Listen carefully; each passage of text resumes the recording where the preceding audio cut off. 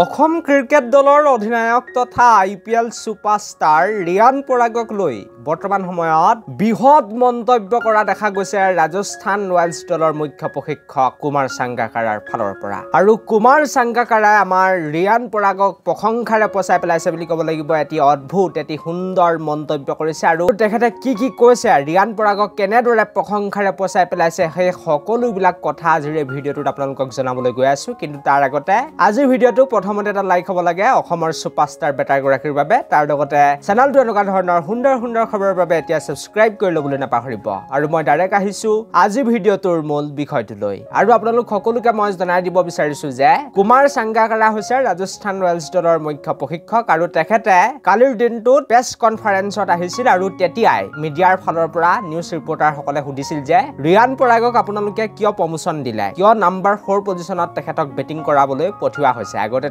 তেখেত ফিনিচাৰ আছিল কিন্তু এই প্ৰশ্নৰ উত্তৰ দি কুমাৰ সাংগাকাৰাই কয় যে ৰিয়ান পৰাগ এগৰাকী বহুত বেছি প্ৰতিভা সম্পন্ন খেলুৱৈ তেখেতক আমি প্ৰায় যোৱা 3-4 বছৰ আগৰ পৰা ফলো কৰি আহিছো আৰু তাৰ লগতে ডমেষ্টিক ক্ৰিকেটত ৰিয়ান পৰাগে যিদৰে বেটিং কৰিছে যোৱা 1-2 বছৰত হে প্ৰদৰ্শনৰ পৰা আমি বহুত বেছি আচৰিত হৈ আছো আৰু আমি সম্পূৰ্ণৰূপে ৰিয়ান পৰাগৰ ওপৰত বহুত বেছি আশাবাদী যে 2024 চনৰ IPLত তেখেতে বহুত কিবা কিবি কৰিব আৰু আমি ডমেষ্টিক ক্ৰিকেটত ৰিয়ানক দেখিছিলো যে তেওঁ কেৱল নাম্বাৰ 4 পজিশনত আহিয়ে ভাল কৰিছিল অসম ক্ৰিকেটৰ বাবে গতিকে তেখেতক নাম্বাৰ 4 পজিশনতে IPLত যদি বেটিং কৰাব পাৰো তেনেহলে তাতকৈ ভাল কোনো কথাই নহব বুলি কুমাৰ সাংগাকাৰাই কয় তাৰ লগতে আমি যোৱা 6টা মাহৰ আগতেই ৰিয়ান পৰাগক যে নাম্বাৰ 4 পজিশনত বেটিং কৰাব লাগে এই বিষয়ে ৰাজস্থান ৰয়েলছৰ যি টিম মেনেজমেন্ট আছে সকলোৰে লগতে এখন মিটিং কৰি আমি সিদ্ধান্ত লৈ লৈছিলো আৰু এতিয়া বৰ্তমান সময়ত আহিবলগীয়া সময়তো 2024 বৰ্ষৰ প্ৰত্যেকখন খেলতে আমি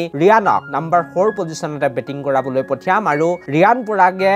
এই দলটিক বা ৰাজস্থানৰ দলটিক 2024 বৰ্ষৰ IPLত বহুত বেছি সহায় কৰিবলৈ সক্ষম হ'ব বহুত বেছি ৰান মাৰিবলৈ সক্ষম হ'ব তাৰ লগতে যশস্বী জয়সৱাল ধ্ৰুৱ জয়ালৰ দৰে খেলুৱৈসকলে যেতিয়া ভাৰতীয় ক্ৰিকেট দলত স্থান পালে যেতিয়া তেওঁলোক উজ্বলি উঠিবলৈ সক্ষম হৈছে তাৰ পৰা ৰিয়ান পৰাগৰ যিটো আত্মবিশ্বাস বা যিটো মনোবল হেতু অধিক বেছি বৃদ্ধি পাইছে কাৰণ যশস্বী জয়সৱাল ইয়াৰ লগতে ধ্ৰুৱ জুৰেল হৈছে ৰিয়ান পৰাগৰ জুনিয়ৰ গতিকে জুনিয়ৰ দুজনে যদি ইমান বেছি সুন্দৰ পাৰফৰমেন্স কৰিছে তেনেহলে ৰিয়ান পৰাগে কিয় নোৱাৰিব এইদৰে কুমাৰ সাংগাকাৰাই কয় আৰু ৰিয়ান পৰাগৰ বহুত বেছি এবাৰ ৰানৰ ভোক আছে তেখেতে ৰান মাৰিব তেখেতে ভাল পাৰফৰমেন্স কৰিব তেখেত উজ্বলি উঠিবলৈ সক্ষম হ'ব আৰু অতি শীঘ্ৰে তেখেতে ভাৰতীয় দলত স্থান পাবলৈ সক্ষম হ'ব পাৰে বুলি কুমাৰ সাংগাকাৰাই লাহেকৈ ইংগিত দিছে আৰু সঁচাকৈ ক'ব লাগিব যে ৰাজস্থান ৰয়েলছৰ টিম মেনেজমেন্টৰ ফালৰ পৰা বহুত বেছি ৰিয়ানক সাপোৰ্ট কৰা দেখা গৈছে আৰু ৰিয়ানক যদি হয়তো ইমানকৈ সাপোৰ্ট নকৰা হলে আজি হয়তো মোৰ বুধেৰে ৰিয়ানে হয়তো IPL খেলি নাপালেই হয় কাৰণ